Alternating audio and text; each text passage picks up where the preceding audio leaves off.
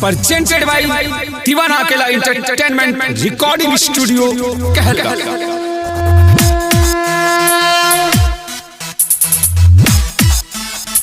कौन छिलो भइले रे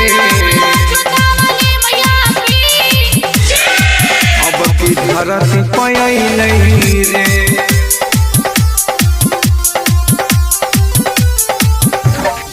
मैया के कौन छिलो भइले रे अब की धरती पयले रे मैया के कौन छिलो भइले रे अब की धरती पयले रे मैया के कौन छिलो भइले रे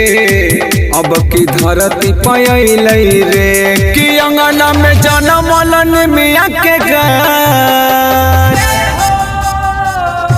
कि अंगना में जन्म लन मिया के गाछ वही पछुले है ओइले रे मैया के कौन छिलो भइले रे अब की धरती पयले रे धरती पयले रे कौन छिलो भइले रे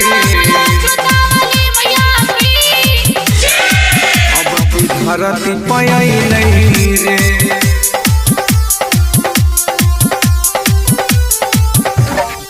मैया के कौन छिलो भइले रे अब की धरती पयले रे चारों ओर हा करके मचल छे सोर रे रतियों में लागे जेना भगेले भोर रे हाँ चारों ओर हा करके मचल छे सोर रे रतियों में लागे जेना भगेले भोर रे कौन मोलनिया पान सुपारी के नेवता पे ठैले रे मैया के कौन छिलो भइले रे अब की धरती पयले रे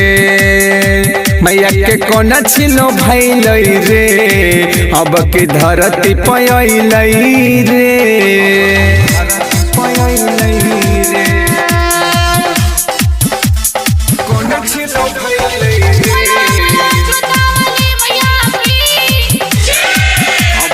धरती पयले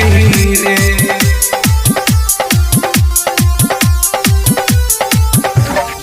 मैया के कौन छिलो भइले रे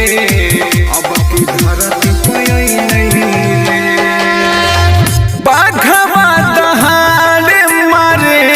बन के कहार रे धरती पहली बार भेलै चमत्कार रे भेलै चमत्कार हाँ बाघवा दहाड़ मारे बन के कहार रे धरती पहली बार भेलै चमत्कार रे दीपक संगे सुबोध रोशन देख के डरैले रे मैया के कौन छिलो भइले रे अब की धरती पयले रे कि अंगना में जन्म लन मिया के गाछ कि अंगना में जन्म लन मिया के गाछ वही पछुले है ओइले रे मैया के कौन छिलो भइले रे अब की धरती पयले रे।